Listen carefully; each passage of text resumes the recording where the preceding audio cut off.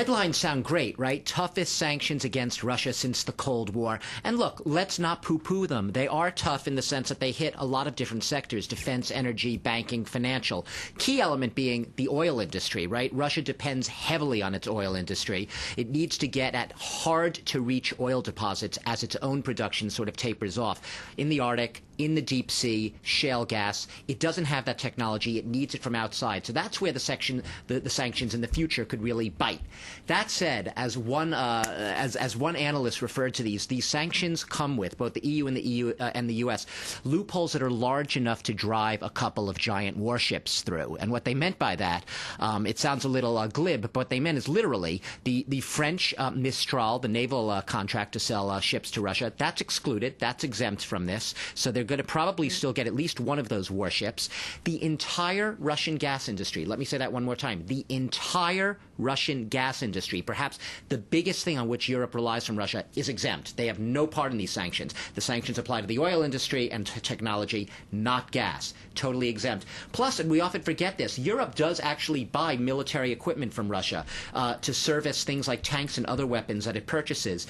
It's going to continue, most likely, buying those parts. That's not exempt from these sanctions. So Russia's defense industry, while hit and there will be an arms embargo, it's not going to be crushed. It will continue to operate. So there are big holes. There are loopholes. These are tough. They're not the giant sectoral sanctions that we've been talking about. And what about a potential backlash? Could this come back to bite Europe? Yes. And it's already, European companies are openly already talking about this.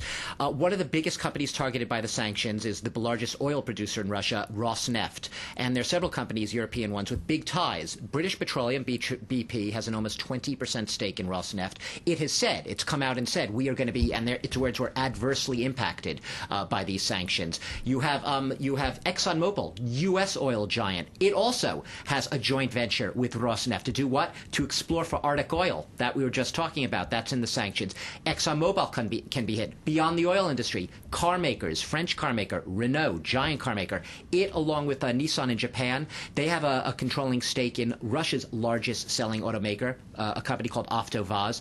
They could be hit. Renault already says it's seen a big sales slump in sales to Russia. And the list keeps going on. And Putin himself has warned of very big consequences, a big backlash. Russian lawmakers are sitting there right now, and they are considering new laws, new legislation that they say could outright ban certain Western companies from operating altogether in Russia, companies in the energy and the defense sectors. So Russia's not sitting down and going to take this lightly. They are going to bite back. They are going to lash out. So you have to sit tight. The question is, how much pain ultimately is Europe going to be willing to take? How long will these sanctions last? And will they be actually willing to take them to an even deeper level if things come to that?